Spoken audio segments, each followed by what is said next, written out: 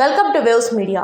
గుంటూరు జిల్లా ప్రతిపాడు నియోజకవర్గం గుంటూరు రూరల్ మండలం అయినటువంటి చోడవరం గ్రామంలో 2021 అనగా సుమారు 5 సంవత్సరాల నుండి యానిమేటర్గా పనిచేస్తున్న కంచర్ల భవ్యశ్రీ ప్రతి నెల గ్రూప్ సభ్యుల నుంచి లోన్లకు సంబంధించి నగదు వసూలు చేసి బ్యాంకులో కడుతున్నదని డోగ్రా మహిళలు తెలిపారు.